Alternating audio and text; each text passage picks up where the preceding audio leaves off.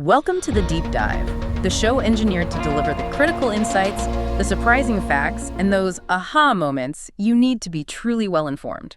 Today, we are really cracking open a monumental piece of work, MJ DeMarco's Unscripted. And the mission here, based on just the sheer scope of this book, isn't just about starting a business.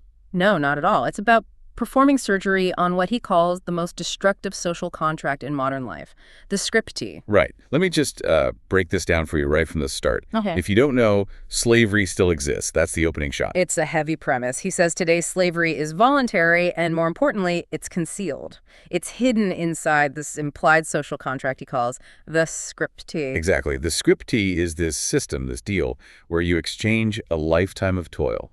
We're talking a non-redeemable 50 years of Monday through Friday for a gilded cage. A gilded cage, I like that term. It is. You're actively encouraged into voluntary debt, student loans, mortgages, you name it. And the promise of freedom only arrives in, life's fading twilight, if it arrives at all. So understanding this script, this architecture of control, is the key. He says it's the keystone to unleashing a life of, abundance, freedom, and happiness. It's a blueprint for an awakening. And that awakening needs a detailed map. We should be clear, this book is long on purpose. Yeah. It's not a quick motivational read. Right. The author, he's had 2 multi-million-dollar exits with his own companies, and he's very explicit that the book's length is necessary. The goal isn't just getting rich quick. It's about reclaiming your actual life and liberty. That requires a full philosophical and, I guess, practical roadmap. A roadmap based on, he claims, indisputable math, some tough love truths about what entrepreneurship really is, and, genuine self-make wealth. So if you're listening and you're looking for that shortcut to understanding how this whole system works, how it's designed to extract your time and your energy, this deep dive is your guide. We're taking you inside the architecture of that invisible servitude. Okay, let's start where the scriptee really begins to grind on you. We're in part 1, the dissonance, and it starts with a moment we can all relate to, maybe a little too well. The miserable Monday morning grind. Yes.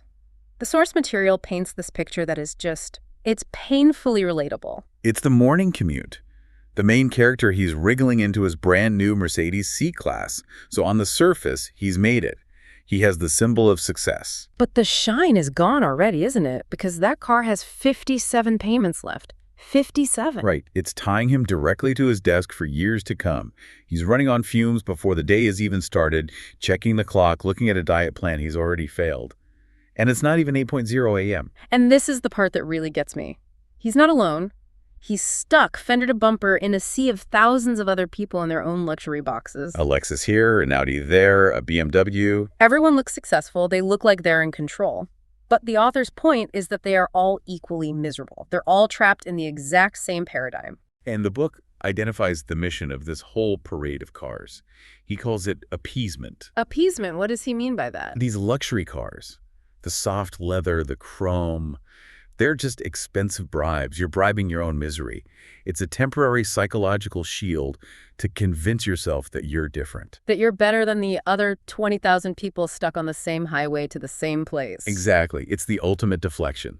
You're driving a slightly nicer box to the exact same slaughterhouse. Which leads to this incredible provocative question he just throws out there. Is a sheep who drives a Mercedes to the slaughterhouse still a sheep? And the answer is obvious. It just flips the entire script on what luxury means. It's not a status symbol. It's proof of a very expensive trap. And that trap just gets tighter when he actually gets to work. He arrives at this glass tower, pays $7 just for the privilege of parking. Already psychologically broken by the lie he's living. And inside, it's cubicle 129A. It's described as this suffocating cloud, a place that breeds so much rage and bitterness that he literally breaks a capped molar from grinding his teeth. And you get that internal scream, right? What has my life become? Is this why I have $50,000 in student debt? But that moment of clarity, that urge to just quit and walk away, it vanishes. Instantly. Because the functional logic of his financial prison kicks in. He can't quit. He is completely, comprehensively trapped by debt. Credit cards, the mortgage, those 57 car payments. And that 50 grand in student loans still hanging over his head. And he has no savings. Nothing. So that little voice in his head starts chanting the mantra we all know. This job is everything, can't lose the income. Without it, I'm, and this is a direct quote, shitting bricks without a diaper. The debt, the bills, They're not just numbers on a page. They are literal chains. They are tethering him to that cubicle no matter how much it's killing him. And the really heartbreaking part is the next realization. His dreams are dead. Functionally dead. They're on a shelf somewhere collecting dust. And the consolation prize for giving up on your entire life's ambition. A car in the weekend. A car in the weekend. But even that is a lie. Time is still the master. It tells him when to wake up, when to leave. It even throws a 2-hour traffic jam in his way so he misses the football game he was looking forward to. A part of my soul dies. That's the line that sticks with me. Every tick of the clock just makes the lie bigger. So the book offers this very simple, very brutal litmus test to know if you're living this scripted life. How do you feel about Monday? That's it. If you're dour, cheerless, desperately grasping for escape every Friday instead of feeling excited or driven, you're probably in the scripty. And that feeling, that dread, it leads to what the author calls the careless whisper. It's that internal dissonance, that deep, guttural feeling that something is wrong. It's a restlessness that you just can't quiet, even when everything on the surface looks totally fine. And these some things aren't just vague feelings, they're very tangible. He shares this observation from a 19-year-old college kid. Yeah, this kid looks at his parents, who are, by all accounts, successful. One hates her job of 15 years. The other is a highly educated engineer who's been laid off multiple times. And the kid's conclusion? He sees them as dead to the world. No passion, no goals, just going through the motions. That's a terrifying observation from your own child. And that feeling of unfulfillment, even after you've checked all the conventional boxes, that's a massive red flag. The author mentions his own something. Oh, yeah. He spent 5 years and 40 grand on 2 business degrees, only to land a great job slinging pipe for $10 an hour. The degrees didn't guarantee success. They guaranteed debt. Guaranteed debt. For other people, it might be that ridiculous contrast. You own this incredible 23 horsepower riding mower for your perfect lawn. A total symbol of suburban success. Right, but you feel completely empty inside the huge mortgaged house that lawn belongs to. Or, even worse, you're 33, sleeping on an air mattress in your parents' basement, just waiting for the scriptee to finally kick in and work for you. The whispers can also sound like financial skepticism, right? Absolutely. You look at your bank statement and see they're paying you 7 cents in interest for the year. Or you look at your 401k and you actually do the math. And you realize, at this rate, you'll be able to retire in the 21st century. It's not just being impatient. It's a mathematical awakening. It's realizing the promise is a lie. But he says the most haunting whisper of all is regret. Regret. The dead dream sitting on top of a huge stack of bills. The life you imagined for yourself. The one where you were successful, present with your kids. Yeah. It's being sold off piece by piece. All for the privilege of making those 57 payments on the Mercedes. So this feeling, this dissonance, Yeah. the author describes it as your soul knocking on the door of your consciousness. It's pleading to be heard. And the red pill moment, the big awakening, is when you finally realize you're not living by free will. You're living by a scriptee, a pre-written, preordained path that was never, ever designed to lead you to freedom. Okay, so if part 1 was the soul knocking, part 2 is where we see the architecture of the prison it's locked in. Yes. This is where he defines the scriptee as an embedded default operating system. It's pre-planned and preordained, for one thing. Predictable mediocrity. It creates what he calls an inauthentic life, a life designed by someone else, completely separate from your own ambitions. He says it's consecrated by an obsolete template, decreed by authority, sanctified by education, certified by media, all of it serving the goal that you are serving to die versus living to serve. It's an obligatory game, a mass genocide of dreams. The rules are almost comically simple. Go to college. Get a job. Get married. Have kids. Use credit cards, finance a car, mortgage a house. And of course, save 10% of your income for Wall Street. All while, as he puts it, feeding the bloodthirsty parasites drunk on your life force. Wow. And this path of conformity, it leads to the core problem he identifies. Conventional wisdom leads to a conventional life. It's an equation. You follow the prescribed steps, you get the predictable, mediocre result. Every time. Let's break down that scripted life progression. It starts with the routine. Wake up, hit snooze 3 times, sit in traffic, work, watch some reruns, sleep, and repeat. You climb the corporate ladder, you spend your energy schmoozing the boss. Tolerating coworkers you can't stand, but you love the security of that paycheck. It's a trade-off. Then comes the consumption phase. This is the reward. You buy the cool car, you finance the condo, you're constantly refreshing your wardrobe. You live for that fabulous weekend, fueled by escapism, by drinking, and by spending money you don't really have because YOLO. You only live once. That YOLO mindset is critical because it keeps the debt trap functioning perfectly. Then you get to the responsible stage. This is when you start calling your debt leverage and you get serious about retirement planning. Which means you start following financial advice from, as the author puts it, broke brokers. Ouch. The standard plan is terrifyingly simple. You save 10% of your paycheck, you max out your 401k or IRA, you put everything in the stock market. And you just hope. You hope for a 10% annual return, and you pray you don't get hit by a major market crash right when you're about to retire. The whole plan rests on two incredibly unreliable pillars: hope and time. And the conclusion, the tragic end to this story that he uses math to expose is just brutal. You get older, your body starts to fail, the regret is overwhelming, your bucket list is still full, but your time bank is almost empty. And your portfolio is often way emptier than you were promised. You hit 65, and you realize that hope and time, they didn't deliver that 10% a year. And we need to be clear for you listening. Why does the math fail? The S&P 500 might average close to 10%, but that's before you account for inflation, taxes, and fees. The fees are the killer. They're the silent killer. If you pay an advisor a 1% fee, and your mutual fund has a 0.5% expense ratio, which is very common, you are starting 1.5% in the hole every single year. Compounded over 40 years, that's a shocking amount of your money just gone. Exactly. And if you start saving late, say at 35 or 40, the time you need to reach your goal becomes almost impossible, especially if a crash like 2008 wipes out 40% of your portfolio. The book is so blunt about this. Time doesn't give a shit about promises. If the numbers don't add up, you just work longer. So who wrote this terrible operating system? The author calls them the Seeders. The Seeders, these are the groups that conspire to uphold this lie, this scriptee, for their own profit and control. He identifies 6 of them: friends and family, education, government, corporate, financial, and media. And he uses this great parable to explain how it works, the parable of the flat earth. Right. The village leaders, they know the earth is round, but they teach everyone the lie that it's flat and that sailing away is dangerous and risky. Wow. To maintain their tyranny, to collect taxes, to keep their lavish lifestyles going. It keeps the population contained and compliant. So the scriptee isn't some accident. It's a deliberately spread lie used by people with a vested interest in keeping you where you are. It starts with family. The imprinting begins when we're defenseless kids.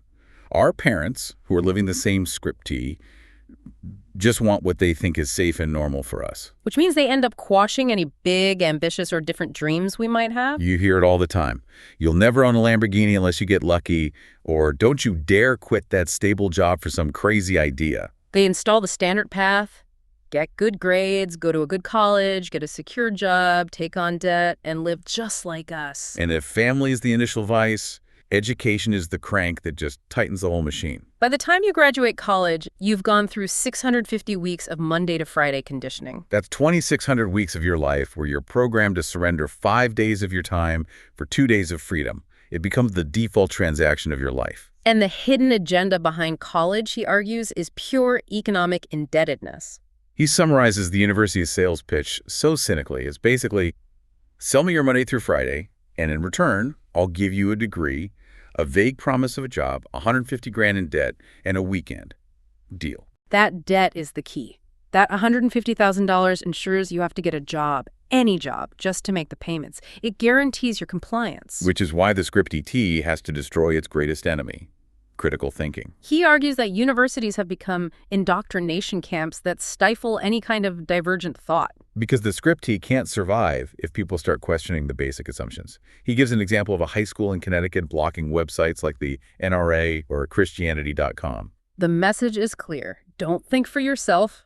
Don't look at opposing viewpoints. We will do the thinking for you. And the result of all this conditioning?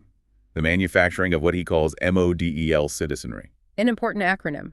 MODEL citizens are, he says, brain-dead adults who've never really failed, who believe life is fair and that it only requires minimum effort. They expect to just show up, text, post selfies, and still get everything life has to offer. It's an expectation mismatch that guarantees they'll stay dissatisfied and dependent on the system. This feeds right into how the scriptee defends itself. It needs us distracted and blinded by illusions. This is part 3, hyperreality and distraction. Hyperreality. Let's unpack this because it's a deep psychological concept. It's the inability of your consciousness to tell the difference between reality and a simulation of reality. Like Plato's cave, we're chained up, watching shadows on the wall and believing the shadows are real. Exactly. And it starts in our own brains with something called the reticular activating system, or RAS. It's the part of your brain that filters reality based on what you focus on. He gives that classic example. He buys a red Corvette, and suddenly he starts seeing red Corvettes everywhere. It's not that there are more Corvettes. It's that his brain is now programmed to see them. And this creates a dangerous loop. You perceive a deficient reality, which leads to false conclusions. Like, wow, everyone must be rich. Which causes misguided beliefs like I must be doing something wrong, which leads to misguided actions like buying something you can't afford to keep up. And this is massively exploited by what he calls consumer hyperrealities. Brands. Megacorporations spend trillions creating fabricated perceptions. Brand X isn't selling a shoe, it's selling an identity of wealth. Brand Y isn't selling coffee, it's selling sophistication. The Lamborghini example from the book is perfect. Utilitarianly, it's just a car, a metal box. But he says it's 5% car and 95% hyperreality. That 95% is the fabricated perception that literally changes reality for you. You drive a Toyota to a fancy nightclub, you wait in line. You drive the Lamborghini, the velvet rope just parts for you. The car changes nothing about who you actually are, but it changes how you're perceived. And in the scriptedy, perception is reality. This leads to consumer proxy, the idea that we have to make a statement with what we own. A Honda isn't enough. We need the infinity. The $200 shorts don't actually make you dunk like LeBron, but we buy them to absorb the idea of LeBron. It's all a shadow play. And he says the most fraudulent hyperreality of all is freedom itself. The idea that we're truly sovereign. It's a perception. And he says to do a reality check. If you cancel your car insurance, rip off your license plates, and refuse to renew your license, how long are you free? He says in Illinois about 13 minutes before you're arrested. All these licenses and taxes, they're co-opted freedoms being sold back to us by bureaucrats. This control is reinforced by the corporate villain narrative, the idea that corporations are just monolithic, evil entities. You hear it from politicians all the time. Corporations are not people. But he says that Claptrap hides a more uncomfortable truth. Corporations are started by people, and more importantly, anyone with a 401k or a pension, you're part of that system. When your grandma invests her pension, she's a shareholder. She benefits when that corporation profits. By blaming this faceless, evil corporation, it fuels what he calls the poverty scam. The idea that I'm poor because you're rich, it stops you from taking personal responsibility and keeps you blaming a system you were actively participating in. And all of these hyper-realities are kept in place by the Ministry of Entertainment. Distraction. The script uses huge amounts of virtual reality to keep us distracted. Video games, online worlds. Minecraft has sold over 54 million copies. And he's not saying entertainment is bad. He admits he enjoys a game now and then. The problem is when virtual life replaces real life. When you waste your precious time, your life rations, on trivial things. Like obsessing over a TV show from 25 years ago, or getting so angry about a sports team losing that you punch a wall. That energy, that passion, is being siphoned away from building your own life. You're intravenously tapped into the belly of the beast. Even reality TV is mostly fake. He cites Floyd Mayweather admitting his show was completely scripted. It's all a mirage. And we get so busy chasing these highs, imitating these illusions, that we remain passive. We willingly give up our time and energy to a system that promises nothing but regret. This willing surrender of time brings us to the most critical asset the script he steals. This is part 4. He calls it temporal prostitution. Trading good time for bad time. Explain that. Time is our ultimate life ration. We all get the same 86,400 seconds every day.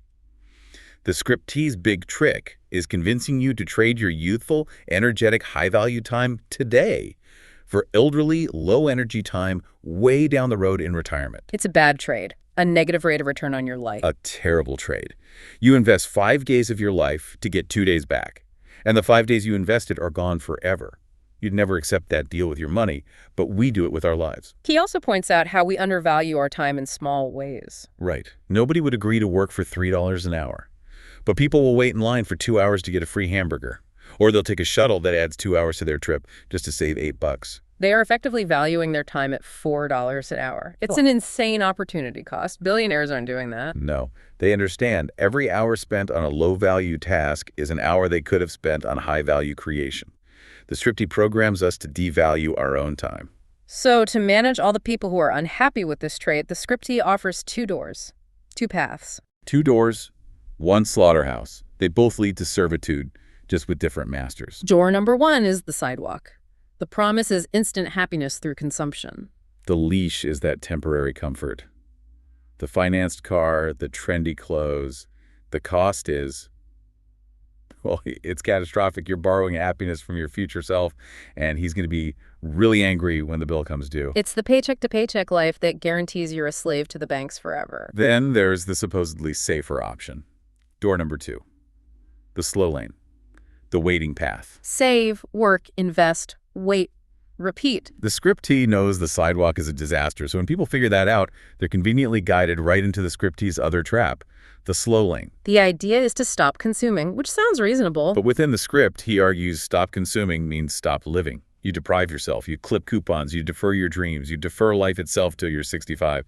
It's the hope, stop, and wait plan. And you just trade one slave master for another. Exactly. The sidewalker is owned by a bunch of different banks and companies. The slow laner is owned by one master, Wall Street. You're betting your entire future on the hope that the market and time will align perfectly for 50 years. And the brutal truth is, the scriptee wants you to wait until it's too late. By the time you hit 65 and realize the math didn't work out because of fees and crashes. It's too late to start over. You're out of time. The game is over. So if both paths are traps, what's the alternative? The big realization is that hard work isn't the problem. Most people work incredibly hard. The problem is their effort is being channeled into a rigged system, a system designed to fail them. The solution, he says, lies in the unscripted path, a different way of thinking and acting that's built on entrepreneurship. That's the only reliable escape hatch. And the goal of this path is what he calls FCKU freedom. Which is? It's owning your time and your thoughts. It's curating your own existence. It's transforming work from something you have to do into something you choose to do. It's freedom from scarcity, freedom from being influenced by all these hyper-realities, freedom from just hoping the stock market goes up. And freedom from a life of ordinary, routine mediocrity. This is the foundation for rewriting your entire operating system. So this deep dive has really just pulled back the curtain on this cultural operating system that's designed for compliance, for involuntary economic servitude. The scriptee is a parasite, a modern matrix, kept alive by these powerful cedars, family education, media, and by these psychological illusions, these hyper-realities. It's a system built to convince us to trade our most precious asset, time, for debt, and a promise of freedom that often never comes. And the author's whole goal in this first part of the book is just one thing: pure, unadulterated awareness. Awareness that hard work and hope on their own are useless if you're funneling them into the wrong system, whether it's the instant debt trap of the sidewalk or the long, slow bleed of the slow lane. The journey to get unscripted requires a fundamental change in your thinking. You have to move beyond being that passive, compliant, MODEL citizenry, that serial number, and start thinking critically about your reality. We have to question that consensus fallacy, the idea that if enough people believe something, it must be true. That's how we get locked in. So let's leave you with a few provocative thoughts from everything we've explored today. Why, after decades of data showing this path fails most people, are we still indoctrinating kids into it?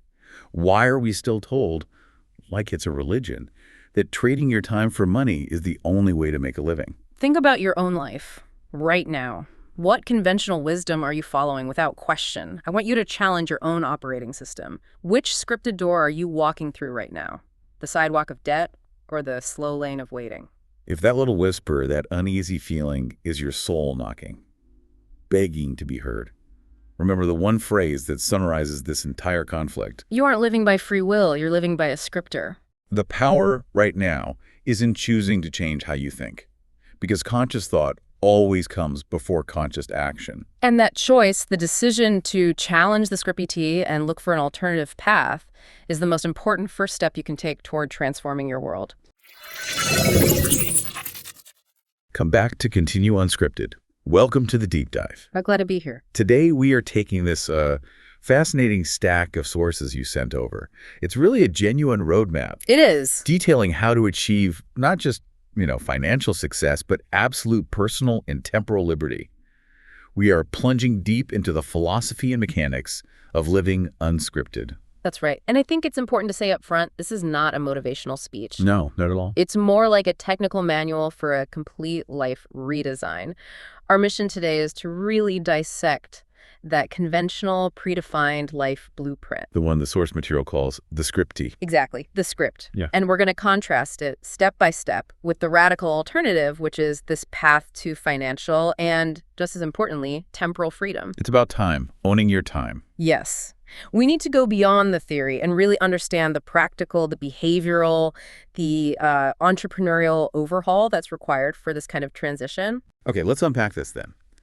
The core premise that hits you immediately is that most people are, they're operating under an autonomous system. An operating system. Yeah, a life that isn't really of their own design, simply because they never questioned the predictable blueprint they were handed.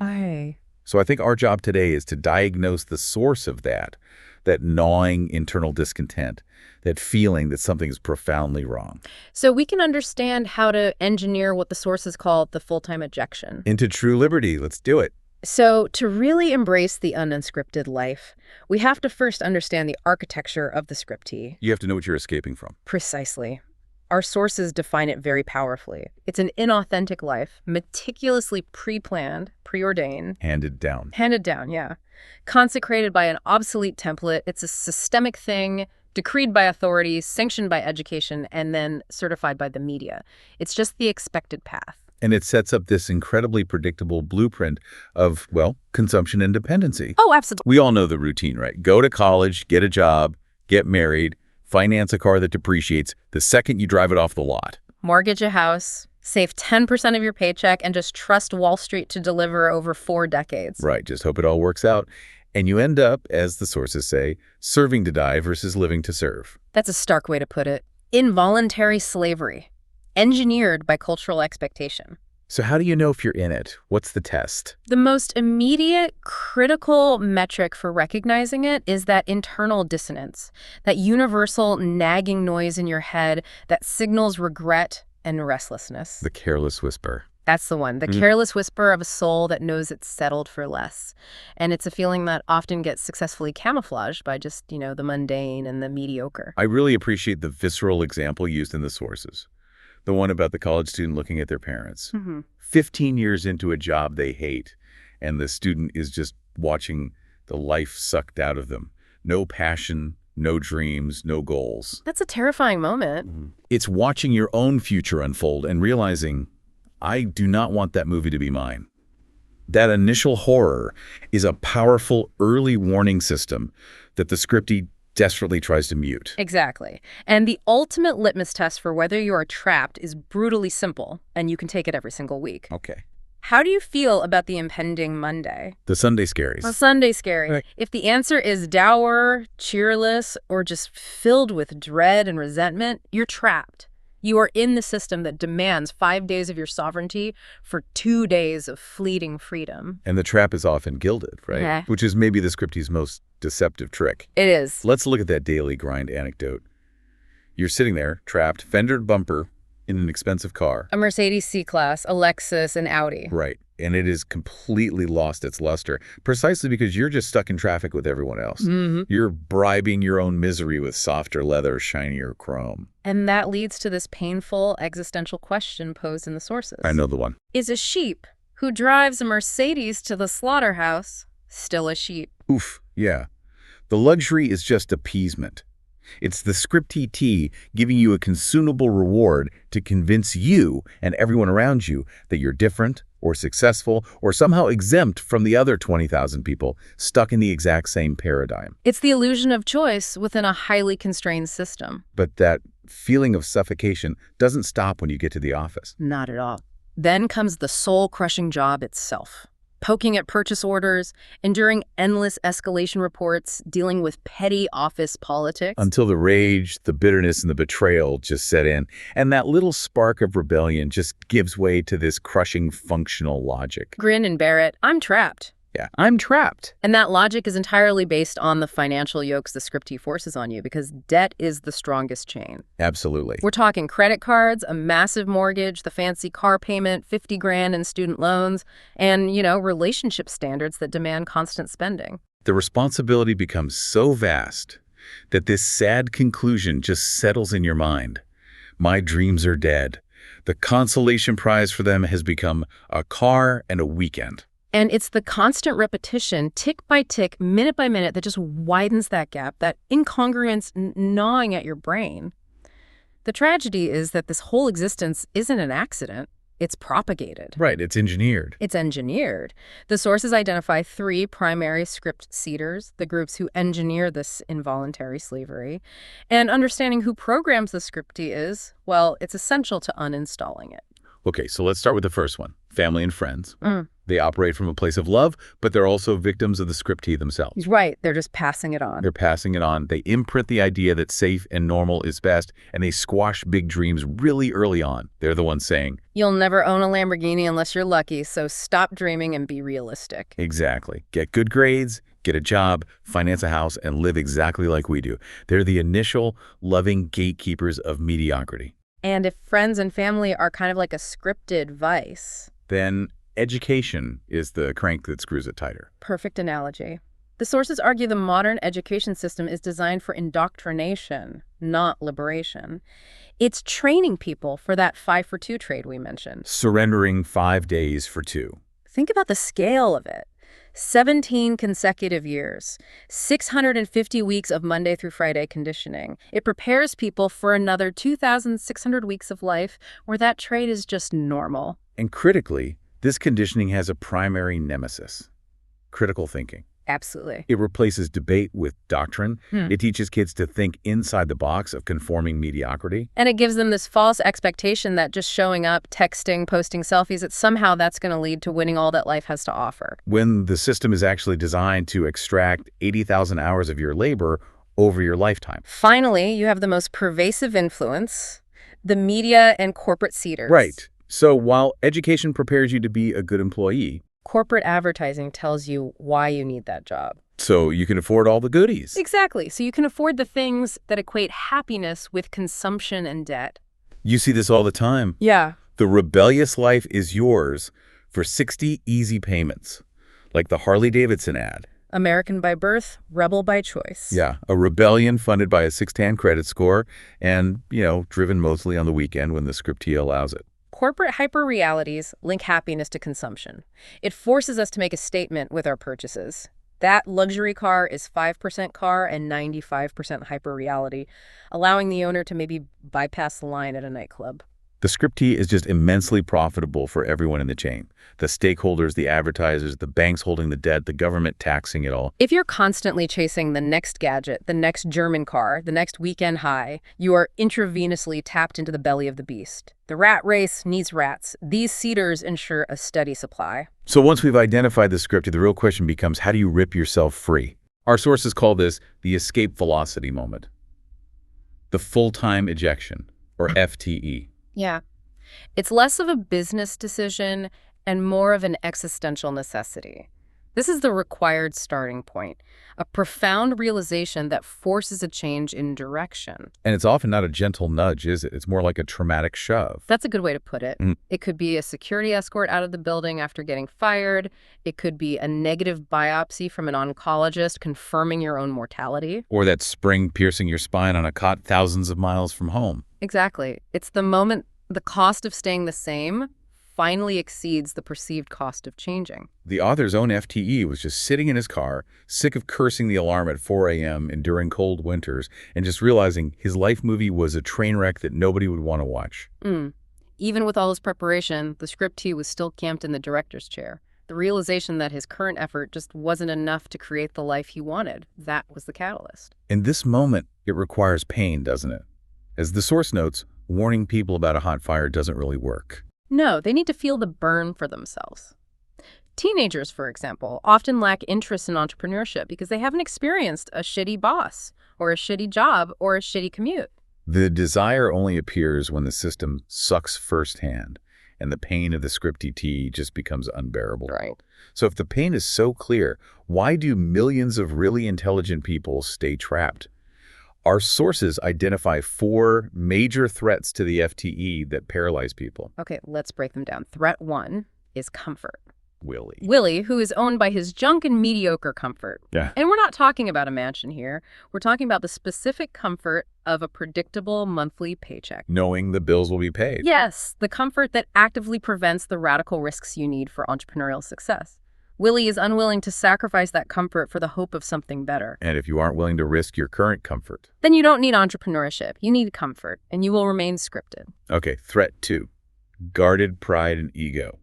The plague of too cool? The person with college degrees who is unwilling to take a minimum wage job washing dishes, driving cabs, flipping burgers to fund their dream while keeping expenses low. The source is crystal clear on this.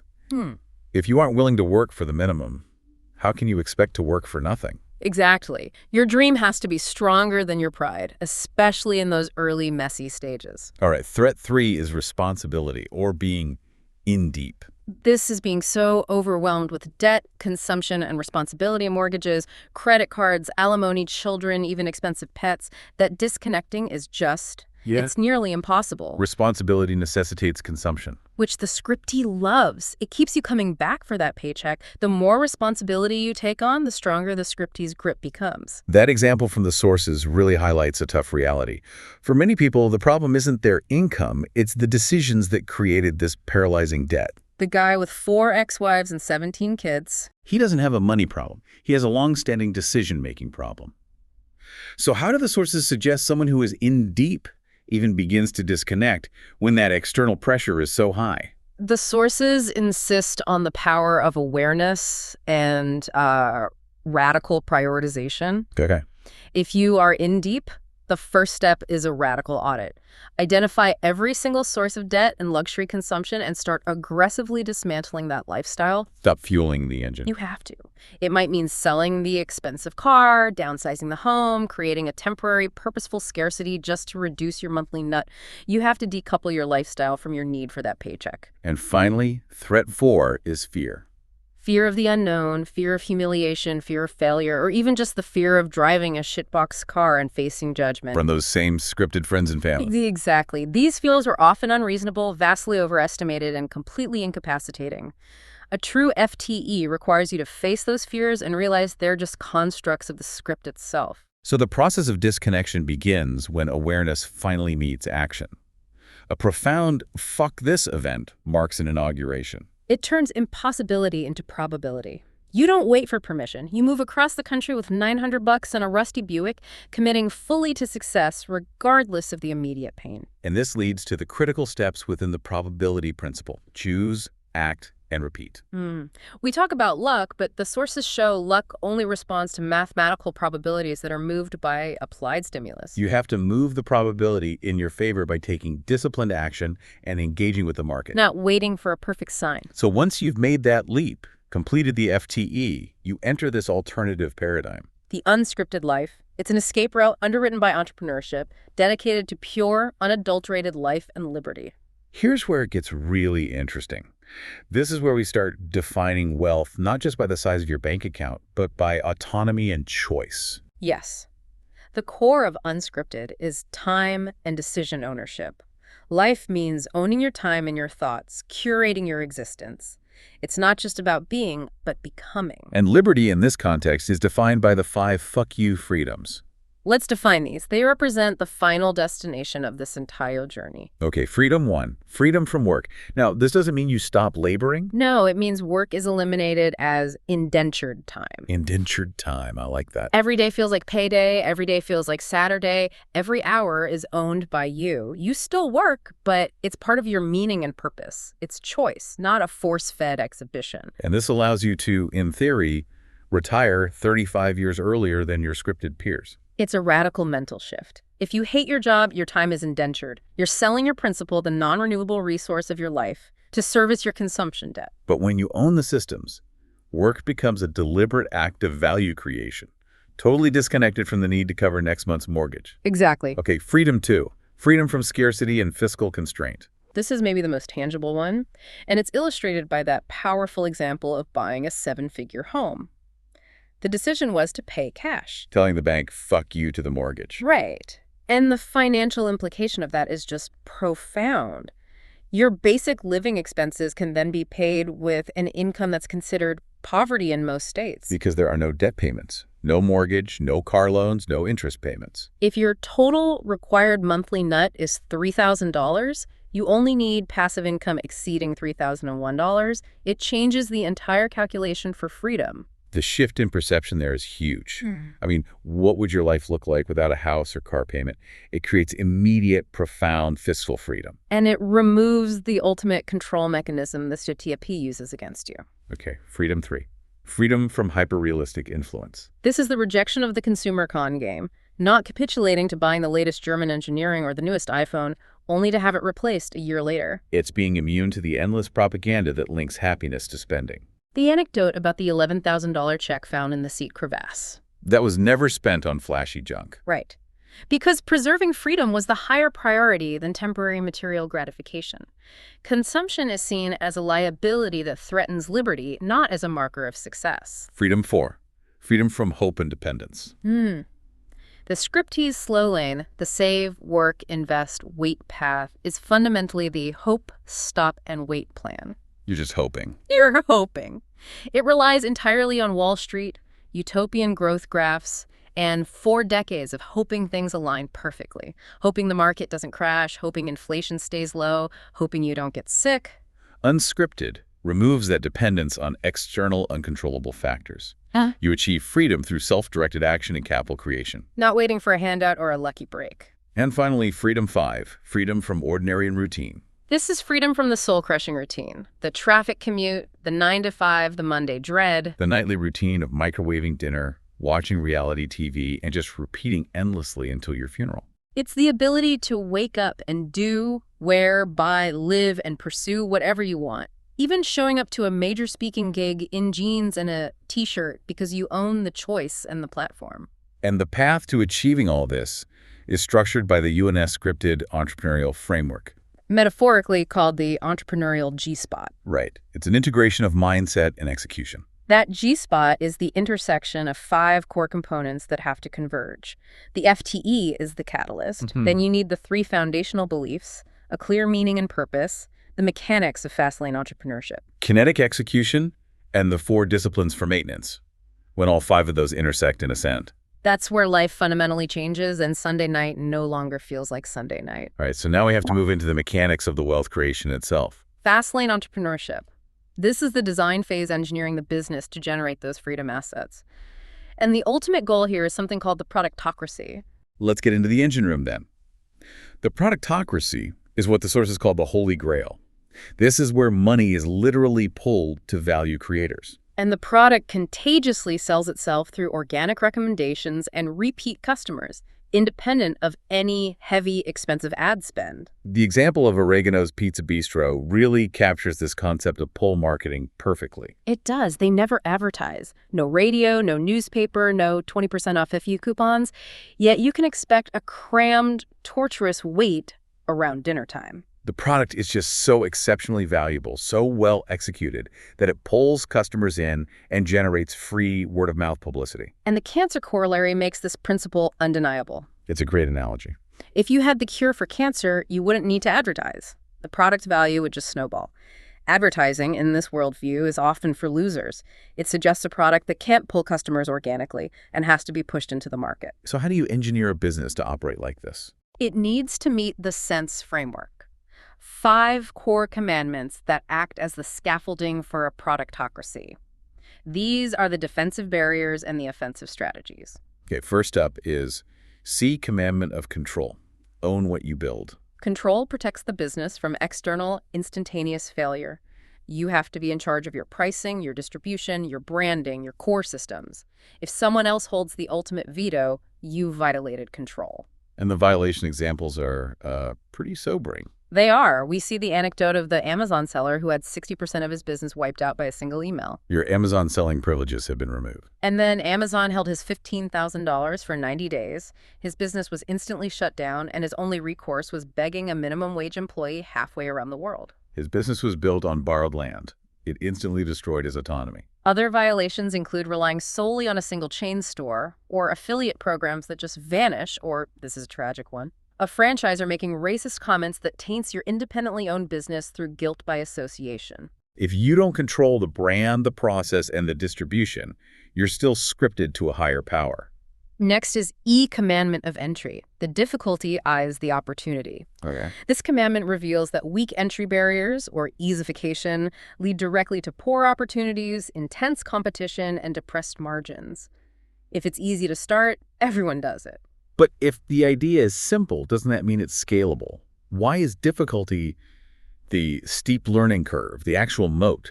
I mean, we're conditioned to look for the easiest path. Because simplicity attracts competition overnight and it commoditizes the product instantly, difficulty creates something called entrification. Entrification. If starting a blog takes 2 hours or a print-on-demand t-shirt business takes minutes, the entry barrier is non-existent. The profit potential is equally low.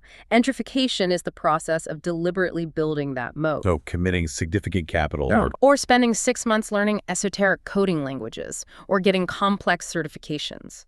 That difficulty weeds out 99% of your competitors before they even start. The sacrifice required becomes your competitive advantage. Okay, end commandment of need, the value skew. This one feels like a brutal truth. It is. The market is a narrow-minded, spoiled brat that only cares about one thing. What value are you to me? Need precedes passion. You have to solve problems for profit. Right. We see this with the author's friend who failed trying to follow his passion in the niche snowboard business. 0 sales. But found massive success in the pet industry, which he wasn't passionate about, simply because he filled an acute existing need for pet supplies. The market rewards value, not sentiment. And the goal here is value skewing, creating a value disparity so immense that rejection is irrational. The ultimate example is offering to sell a $50 bill for $1. As soon as word spread that it wasn't a scam, sales would explode because the value skew is immense. But how does an entrepreneur apply this in the real world, beyond these, dramatic theoretical examples? You apply it by dominating through meticulous attention to value attributes. Take a simple product, like a coffee mug. It seems commoditized. Okay. You identify all its value attributes: the handle ergonomics, lip thickness, heat retention, aesthetic design, material cost, delivery speed, customer service, brand narrative. Everything. Then you improve just one of those attributes, say heat retention, so dramatically that the value proposition of your mug is skewed overwhelmingly above the competition. It justifies a higher price, or it generates that viral pull. That's fascinating. It's not just about innovation. It's about pure, focused improvement. And this is critical because two myths cause inaction here.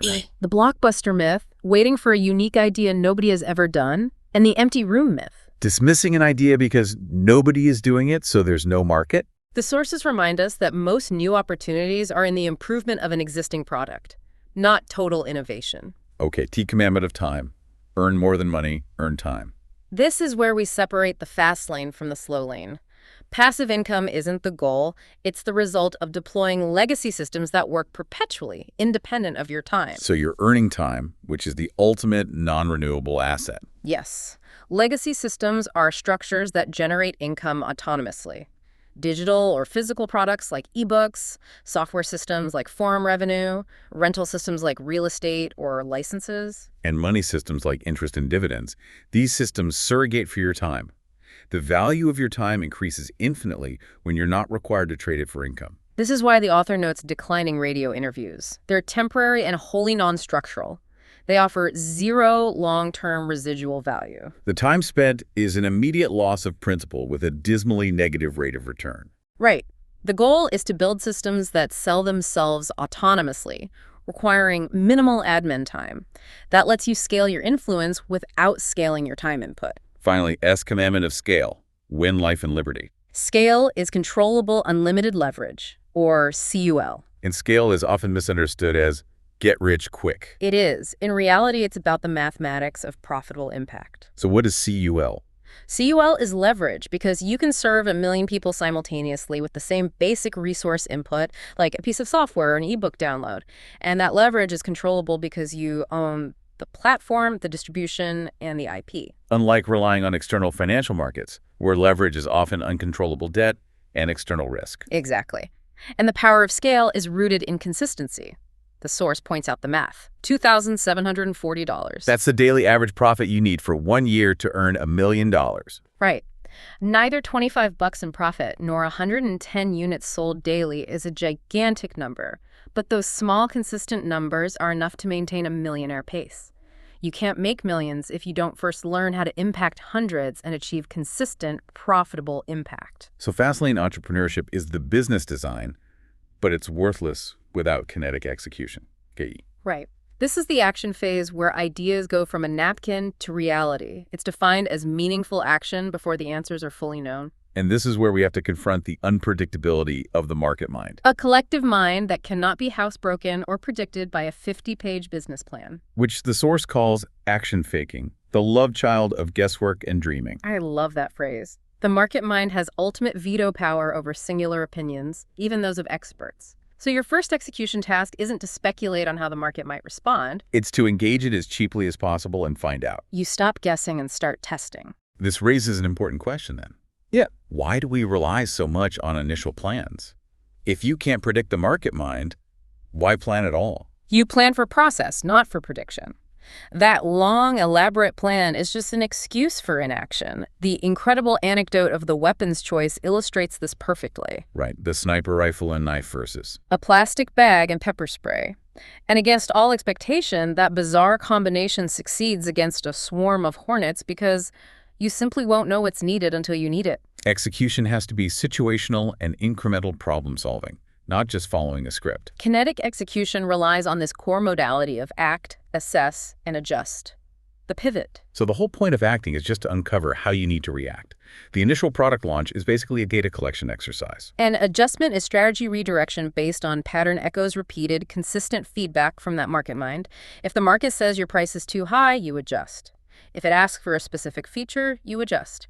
You don't argue with the market, you adapt to its undeniable will. The author's personal bias rejected charging for an ad-free forum, thinking, I'd never pay for that. Right. But Market Echo's users, specifically asking for the option, confirmed the need, implementing the Fastlane Insiders option for $7.99 a month. Despite his own skepticism. And netted over $1 million over its lifetime.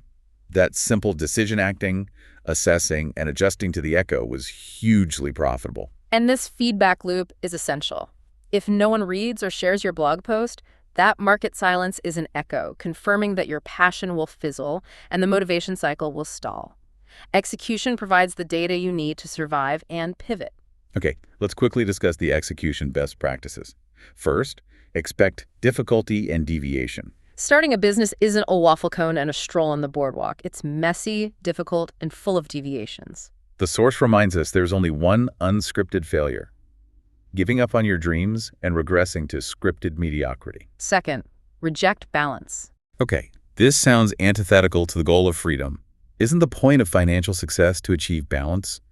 Are the sources suggesting we have to replace scripted mediocrity with, like, monomaniacal obsession? That's a vital challenge. The source defines balance as a trap because it leads to middle equals average and ordinary. You put the plank in the middle to balance it. But if you want extraordinary results, you need great imbalances. Michael Jordan didn't win 6 championships through balance. He did it through obsession, sacrificing everything else for mastery during his career. So the imbalance has to be strategic and time-limited. Exactly. Focus solely on critical asset creation. Once the system is built, balance returns naturally, but you cannot build an extraordinary asset with average, balanced effort. Okay.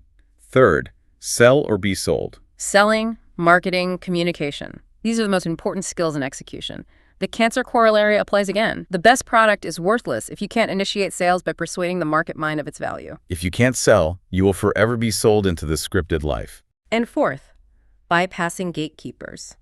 The sources suggest gatekeepers are a dying breed. Hillary Scott of Lady Antebellum was rejected by American Idol twice, yet went on to win 5 Grammys. Arnel Pineda became the lead singer of Journey after a band member saw his YouTube videos. You don't ask for permission from traditional institutions. You let the market decide if you are worthy. If you have the initiative to throw yourself overboard into the market mind, you can bypass them entirely. So the fastlane journey culminates in this final destination, unscripted, the official right where work becomes optional. This is the beginning of the fuck you life. Where you live your life rather than life living you. The ability to say fuck you to the system is underwritten by the successful implementation of the money system. Work becomes optional the moment passive income exceeds your current and expected living expenses. And crucially, if you have no debt, no mortgage, no car payments, which the unscripted life aims for, this required passive income figure is surprisingly obtainable. This is where we see the power of large capital. Our sources are very clear on this. Compound interest is a scam for building wealth slowly. It's the utopian graft shoved down your throat that takes decades. It assumes decades of perfect patience and no inflation risk. It's like using a teaspoon to fill an Olympic-sized swimming pool. So if compound interest is a scam for creation, what is it useful for? Once massive capital is amassed, it transfigures into a potent passive income machine. It's ineffective for creating wealth unless you have millions first. Then it's incredibly powerful for generating income. Right. Consider the math. 5% interest on $10 million yields $46,000 per month, tax-free for life. Without ever touching the principal. Your $10 million is still there 50 years later. It becomes an infinite income generator. And to achieve this lifetime passive income, money is rented through a paycheck pot using 6 primary instruments. Right. It's not enough to just say stock dividends. It's about strategic allocation. So what are the 6? The 6 instruments are stock dividends, REIT dividends, MLP partnership income, bond interest, loan interest, and managed income. The strategy focuses on allocation to ensure timing parity and reliable cash flow. So you pick companies that pay dividends at different times of the year. Exactly.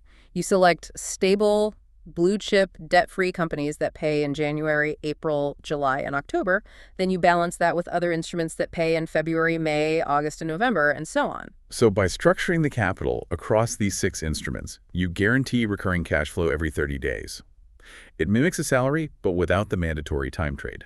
The capital markets in this framework are a place for asset preservation and earning income, not for slowly growing wealth over 50 years. But achieving this final state requires protection. Primarily through relentless discipline. Consequential thought is the final lock protecting the UNSCRIPTED life. This is the understanding that choices are unfairly weighted toward the bad ones. Poor choices sink like anchors, and one mistake can negate years of progress. While good choices float like feathers and their effect is marginal, you have to think before you act, extrapolating outcomes and consequences, especially as the stakes and your capital increase. The famous cautionary tale is the medical device CFO making $200,000 a year with $2 million in stock options. He spent 2 minutes and 20 seconds filming himself berating a fast food employee. The video went viral. And resulted in his immediate termination and the loss of his stock options. One bad, impulsive event destroyed years of process and $2 million in wealth because he lacked consequential thought. Finally, we have to protect success from our own human nature through comparative immunity and hedonic adaptation. Comparative immunity acknowledges that a well-dressed slave is still a slave. True self-worth isn't defined by expensive possessions designed to solve deep-seated inadequacy. You have to be free from that comparison propaganda that just screams, you are inadequate, and your inadequacy can be solved by spending everything you earn. And hedonic adaptation is the human propensity to elevate your lifestyle in direct proportion to your income. As income increases, wants morph into needs. A bigger income, a faster car, a larger apartment, more expensive vacations. If you struggle to live on $50,000 a year, you'll probably struggle to live on $500,000, just in a 6-bedroom house. The goal is measured, controlled elevation. You enjoy the fruits of success, but you actively manage the impulse, ensuring you don't endanger the ultimate goal. Unscripted, never needing to work another day in your life. And interestingly, having the choice and the financial wherewithal to buy whatever you want often lessens the desire to actually follow through and buy it. Because the utility is already achieved by just possessing the option. So what does this all mean? The sources we've examined today provide a really clear mathematical and philosophical framework for achieving true freedom. It begins with a radical choice to reject the stupidity and to endure the difficult process of the FTE and then commit to the challenging process of fastlane entrepreneurship and relentless kinetic execution. What's really fascinating here is that the entire unscripted framework hinges on transforming your internal beliefs and your execution, recognizing that luck only responds to mathematical probability moved by choice and action. Right. The goal isn't just richness. It's autonomy control over your time and your decisions, which is consistently cited as the #1 contributor to happiness and fulfillment. So reflect on your current gumball machine. What behavioral universe are you currently operating in? Is it one full of white gumballs, a mediocre outcome, or one that has snuck in some gold? What small action could you take today? One pivot, one act of entrepreneurial courage to change your universe, modify your probabilities, and move toward that gold outcome. Change your luck, change your life. Thank you for watching. Please like, share, subscribe, follow up in next video. Welcome back to the deep dive. You've shared with us a genuinely monumental piece of source material. It's a big one. It is. It feels less like a business book and more like a roadmap for reclaiming your life and liberty. It's not just about starting a business. It's about fundamentally changing what it calls the default operating system of your life. Exactly. And that's our mission today. We want to give you a true shortcut to understanding this immense framework. We're going to surgically break down the complete unscripted entrepreneurial framework. Okay. And you need to visualize this as an ascending multi-stage process. We start at the bottom, achieving consciousness, escaping what the framework calls the script T. Right. Then we have to go through a mental detoxification, the 3 Bs, to find our core motivation, which is meaning and purpose. And only then do we get to the actual architecture, building the business scaffolding with fastlane entrepreneurship, the FE blueprint, before we can even think about kinetic execution or KE. And then, crucially, once you get that freedom, how do you keep it? That's the final lock, the 4 disciplines.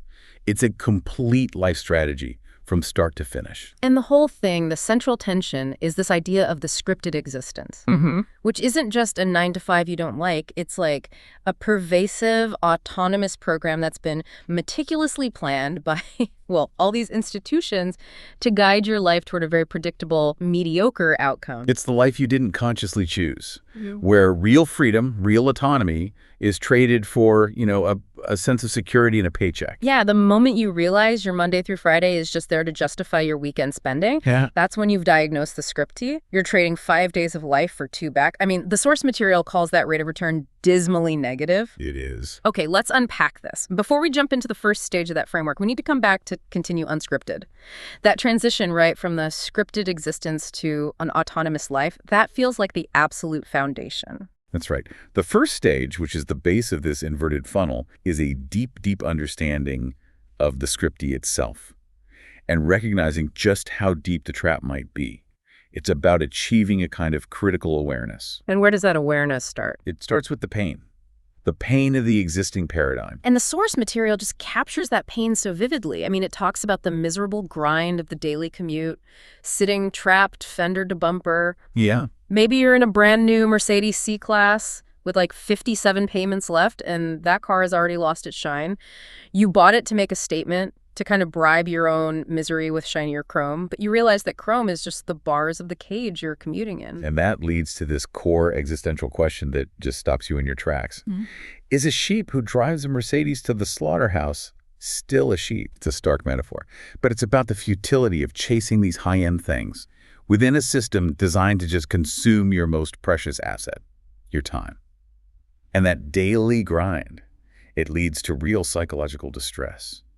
The cubicle rage, the anxiety, the bitterness of realizing the life you thought you'd have just isn't happening. And that rage, it turns into paralysis. The financial yoke just clicks into place, and that voice in your head says, I'm trapped. I can't quit. Right. And why can't you? Because of the debt. The credit cards, the mortgage, the car payments, and the $50,000, maybe $150,000 in student loans. The depressing truth is laid bare. Your dreams are dead, and the consolation prize is literally a car and a weekend. And that obedience, that acceptance of the scripty is engineered early on. The framework calls them the scripties. There are 6 primary institutions that upload this default operating system right into your brain. You have to know who is telling you this is the only way. So where do we start? Who's the first seeder? Family and friends. They're often the most well-meaning, but also the most damaging, first line of defense against doing anything unconventional. Because they want you to be safe. Exactly. Safe and normal. They squash dreams with that advice. They project their own limiting beliefs, saying things like, oh, you'll never own a Lamborghini unless you're lucky, or you need a steady job with good benefits. They're passing down their own scripted life. Get good grades, go to a good college, finance everything. And live exactly like them, trading your time for a salary. Then, of course, you have education. This one is controversial. Very. The source defines it as 650 weeks of conditioning, starting in grade school, where the core idea pounded into us is that work is for Monday and play is for the weekend. The argument is that this is indoctrination, not pure education. The critical thinking, the ability to debate two opposing views, is systematically destroyed. And replaced with what? Often with ideological agendas that present partisan doctrine as, unimpeachable fact. It's a transaction. The cartoon in the book says it all. Just sell me your Monday through Friday and I'll give you a college degree, an implied promise of job, and a weekend. Deal. And it costs you $150,000 in debt. So let's pause there. A lot of people listening might think education is essential for a fastlane path. How does the framework square that? Like, if you're a surgeon or a rocket scientist, you need that education and the debt that comes with it. It's the conditioning and the debt load that are the problem, not the knowledge itself. If the education teaches you how to be a compliant employee instead of an autonomous creator, that's the scripted he. The debt is the anchor. It guarantees you must take that high-paying cubicle job, even if it crushes your soul, just to service the loan. The system uses your desire for knowledge against you. It weaponizes the debt to guarantee your compliance. And once you're compliant, the corporate seeders step in. Okay, so they tell you why you need that job. Exactly. So you can afford all the products they make. It's the constant stream of ads selling the lie that happiness and status are just one credit card swipe away.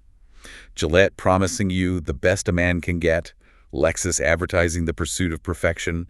It's all feeding the consumption machine. And the media is the propagandist that ties it all together. It's the crucial link. The source argues that decades ago, journalism aimed for objectivity.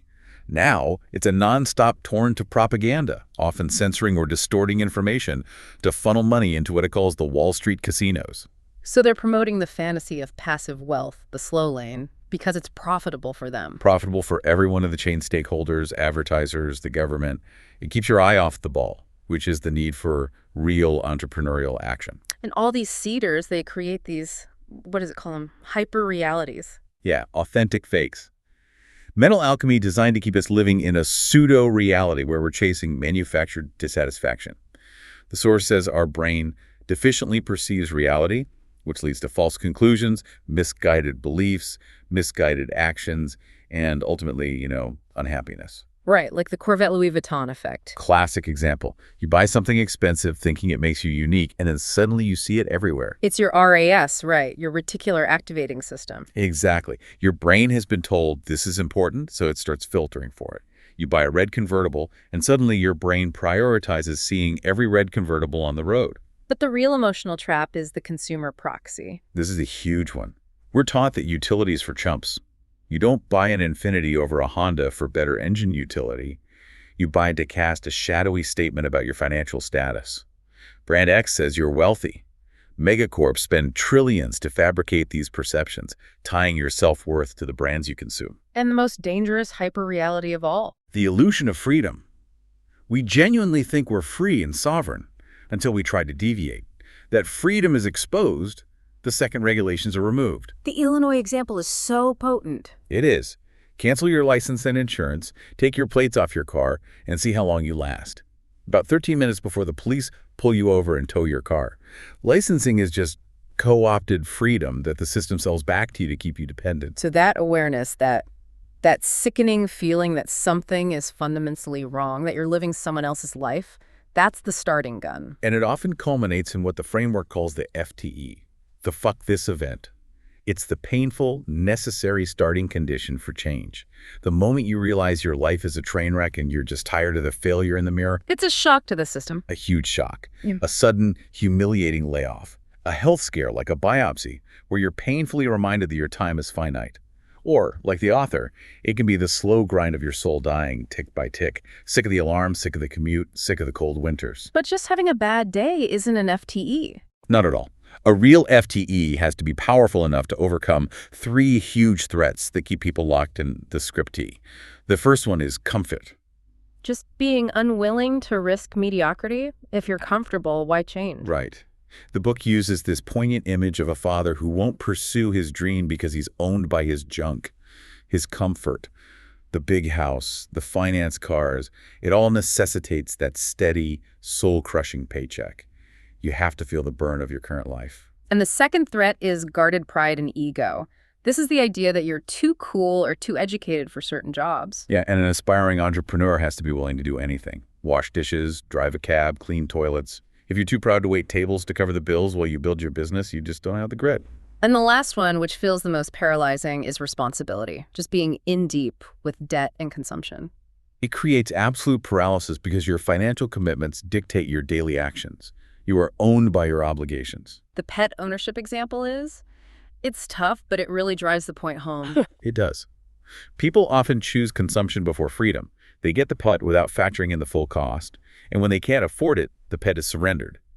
The system loves responsibility because it stacks consumption, and consumption keeps you tethered to that paycheck. So a real FTE burns the bridges. A fake one lets you go back to business as usual. Exactly.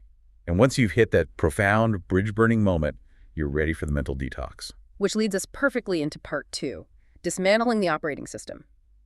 The 3 Bs, beliefs, biases, and bullshit.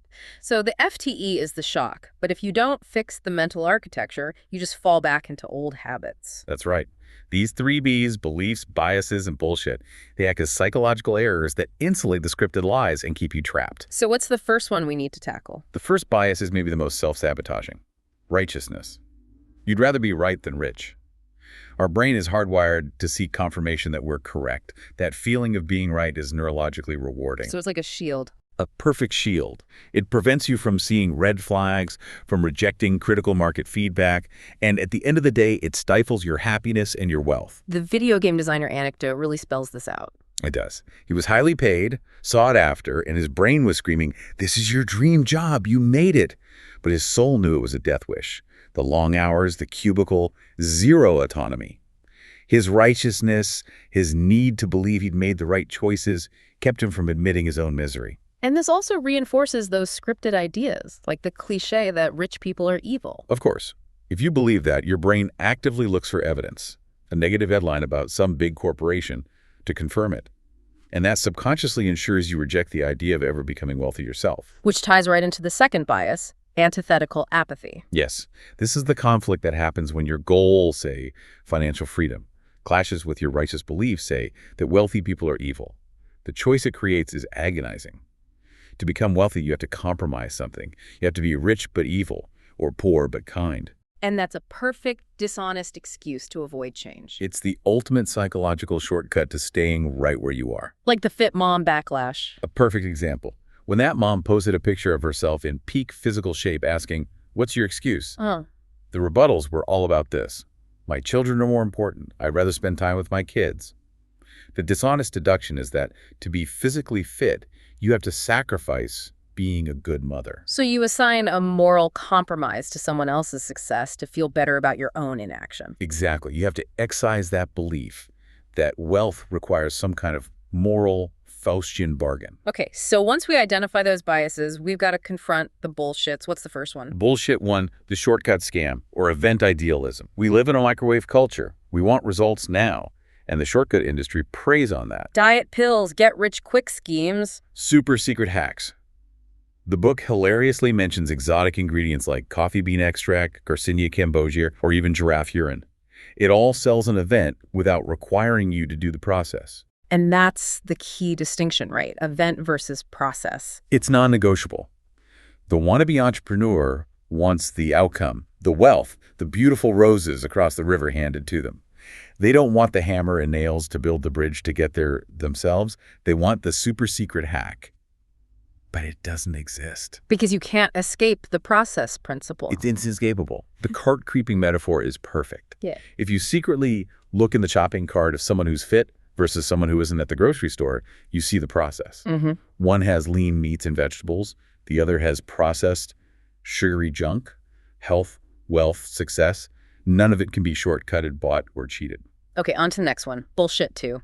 The frugality scam and compound interest. This is the big one. The foundational scripted belief. It is. The idea that Wall Street, through decades of saving and investing, will make the common person uncommonly rich. But the source is blunt. Wall Street isn't in the business of making you rich. They're in the business of making themselves rich from your activity. And it dismantles that utopian graph, the one showing your money magically compounding. Ruthlessly. It highlights 3 harsh truths. The first is time. The plan requires you to start at 18 and wait 50 years. That's 83% of your life. You're selling your youth today to buy elderly time later, and that's a huge gamble. The second truth is reality. Human emotion just poisons the simple math. Right. Those charts never account for fear or greed. The market tanks, people panic and sell, destroying decades of momentum. The market soars, people get greedy and make reckless choices. And all the while, the so-called experts are making millions in fees from your reactions. And the third truth is the killer: inflation. The absolute killer. From 1940 to 2013, inflation was over 2,000%. Your portfolio needed to grow by 2,000% just to break even. You sacrifice for decades, and by the time you realize it's a losing game, it's too late. So if that strategy is flawed, what's the real use of compound interest? It's only useful after you've created significant wealth. The framework says if you have $10 million, a 5% return generates over $46,000 a month residually, tax-free, without touching the principal. You have to explode wealth first, and then compound interest becomes a money-printing machine. Okay, last one. Bullshit 3. The luck scam and the probability principle. The Scripted T loves this one. Oh. It promotes the hyper-reality that luck is some cosmic genie controlling success. If you believe you're unlucky, you are, because you're not doing anything to actively move probability in your favor. It's not magic, it's math. It's mathematical probability reacting to applied stimulus. Exactly. Richard Wiseman's luck school proved this. People who call themselves unlucky have almost no insight into the real cause of their bad luck, which is almost always their own thoughts and behaviors. You had to deliberately change your statistical universe. The two brothers example. Perfect illustration. Both are plumbers. But brother A goes home, watches TV, plays video games, gambles. He's dialing for white gumballs, the default outcome. Brother B, also a plumber, goes home and reads books, learns to code, sells little inventions on Amazon. He is actively adding gold gumballs to his machine. You have to choose, act, and repeat. So once you've detoxed from the 3 Bs, you've shed the biases, rejected the bullshit, you're ready to find your core driver. This gets us to part 3, the core driver, meaning and purpose, MP. And the starting point here is a big one. It's the realization that lasting change comes from shifting your identity, not from willpower or motivation, which are fleeting. If you want to be a successful entrepreneur, you have to be one first. The process is BE, then ACT on being, then hey VE. Exactly. It's subtle but so powerful. If you call yourself an aspiring entrepreneur, your identity is still, I'm an Intel employee who would love to quit someday. That's weak. You have to shift to where your identity is entrepreneur, and the job is just a temporary tactic. You go from being a smoker trying to quit to being a non-smoker. And that identity needs fuel. But surprisingly, the framework just debunks the whole follow your passion myth. Ruthlessly. Following your passion ignores market need, and it often backfires because of something called the overjustification effect. That's fascinating. It's the idea that once you start getting paid for something you once did for love, your interest in it actually goes down. Right. The racing driver example is perfect. He loved cars, got paid to drive Ferraris and Lamborghinis on racetracks, and after 4 years, he hated driving. Do what you love can literally kill your love for it. Meaning and purpose have to be the fuel, not passion. So you have to shift your focus from your own interests to what the market needs. The fiduciary principle. Serve selflessly to serve the selfish. That's the core. The market, the collective mind, doesn't care about your hobbies. The question isn't what do I love doing, it's what value are you to me. If you want to make millions, you have to impact millions. And the long spoon analogy illustrates that perfectly. Heaven versus hell. Both have long spoons.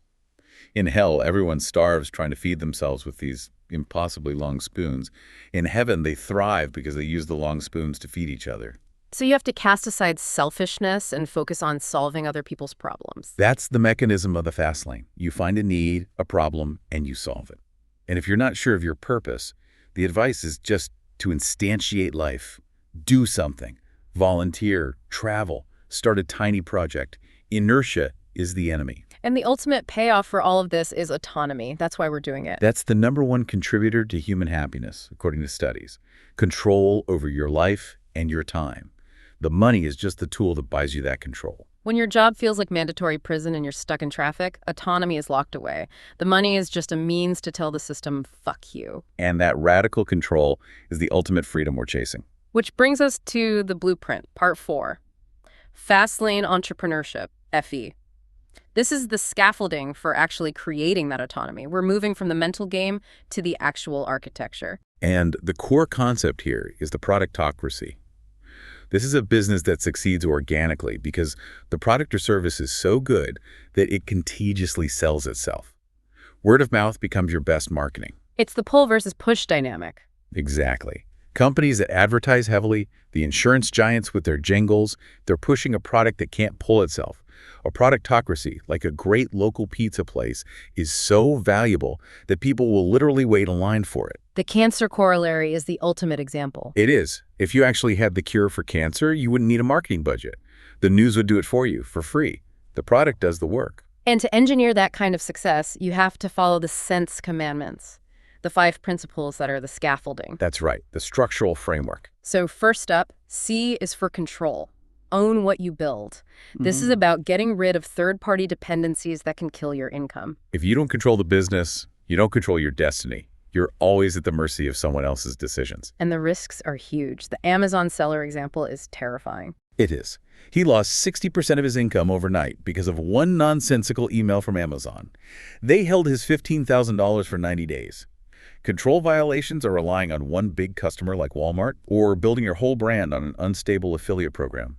You have to control everything: manufacturing, brand, payments, distribution. Next is E for entry. The difficulty, IS the opportunity. This is so counterintuitive. It is.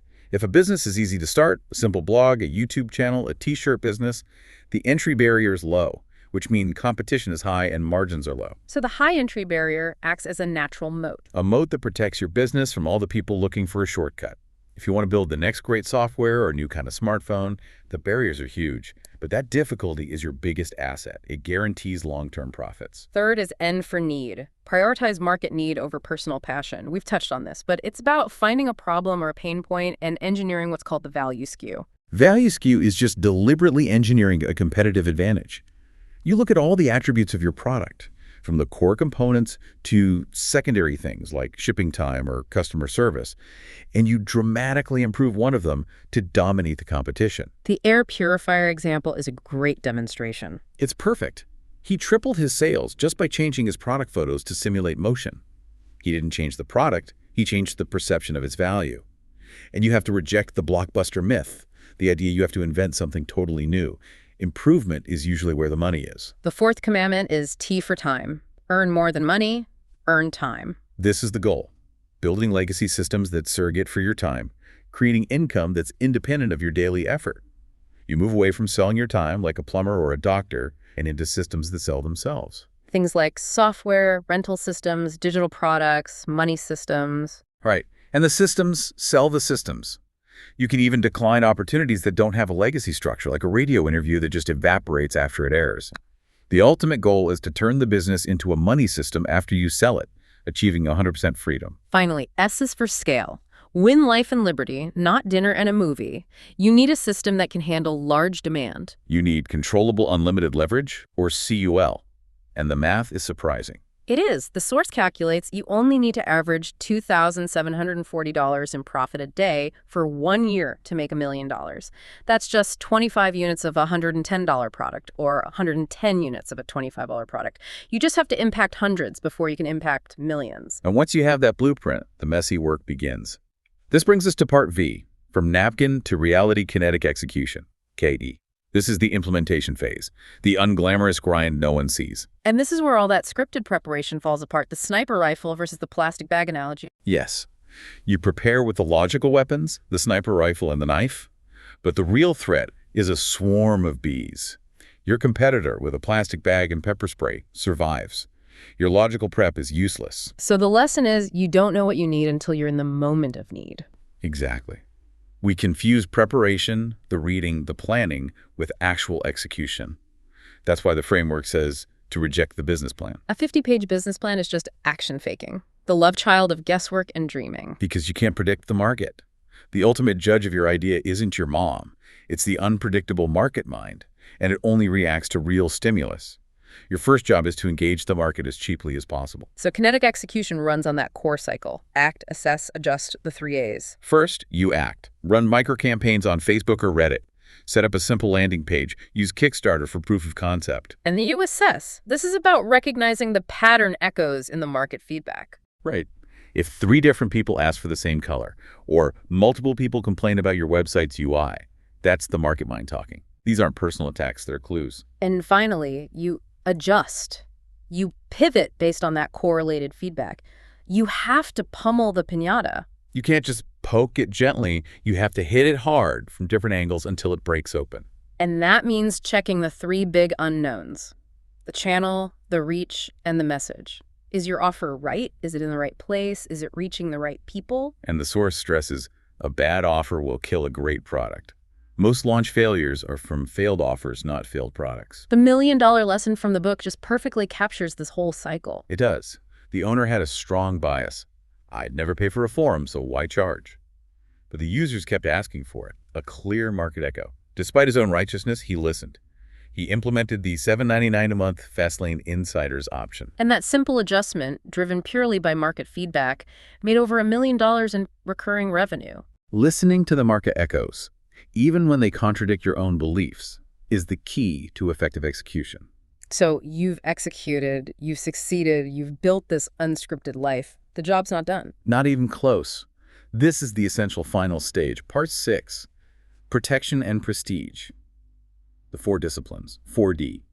Making money is hard. Keeping it and your freedom is infinitely harder.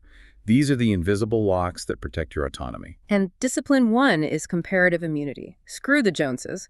Comparison is the formula for unhappiness. There's always someone better off, and the media is designed to give you a daily dose of inadequacy to keep you consuming. Comparative immunity means you have to acknowledge that a well-dressed slave is still a slave. The source talks about those lifestyle magazines as just a hedonistic orgy of inadequacy propaganda. Plastic surgery, $12,000 dresses. The message is always, you are inadequate, and you can only solve it by spending more.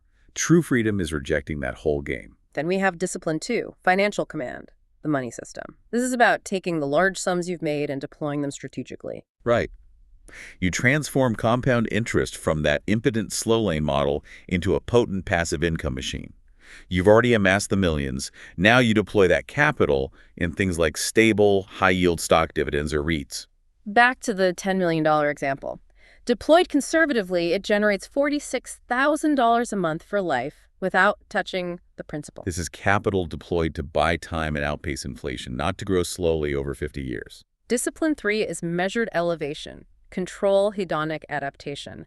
This is a huge psychological battle. It's the universal human tendency to elevate your lifestyle as your income goes up.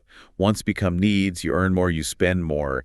It's why people who live paycheck to paycheck often stay that way, whether they make $50,000 or $500,000. So you don't dismiss it, you control it. You control it. Reward yourself, but never ever endanger the ultimate goal, which is to never need to work another day in your life. You can afford the $300,000 car if you have a $15 million net worth, not if you have to finance it with your last $50K in savings. And the final crucial lock is discipline 4, consequential thought. This is the foresight to see the long-term consequences of your actions, understanding that your choices are unfairly weighted toward the bad ones. The risk is completely uneven. Process builds the good things over years, but one single event can destroy it all. The CFO on the Chick-fil-A video is a perfect, painful example. It took him years to get that $200,000 job. It took a 2-minute and 20-second viral video to lose it all, along with $2 million in stock options. Good choices float like feathers, poor choices sink like anchors. A consequential thinker just extrapolates outcomes. Is this 2-minute outburst worth the risk of losing 2 decades of work? Because money can't bribe discipline. If you can't manage your lifestyle on $50 a year, you won't be able to manage it on $500. Your struggle will just happen in a bigger house. And that's the whole journey. Escape from the scriptee, the mental detox of the 3 Bs, activating purpose, the blueprint of FE, the kinetic action of KE, and then the discipline to keep it all. It all leads to what the framework calls the entrepreneurial G-spot, where all 5 parts intersect, and that dreaded Sunday night feeling just doesn't exist anymore. And the denial of control. That denies your free-range freedom. It crushes your autonomy. Every single step of this framework is a deliberate choice. You can always control what you do and how you think. Always. This life, your choice, is your power to lead. Lead yours, and you can lead others. On that note, thank you for watching. Please like, share, subscribe, follow up in next chapter. If everything in your life today is a choice, what one choice will you make tomorrow to move your statistical probability towards gold gumballs?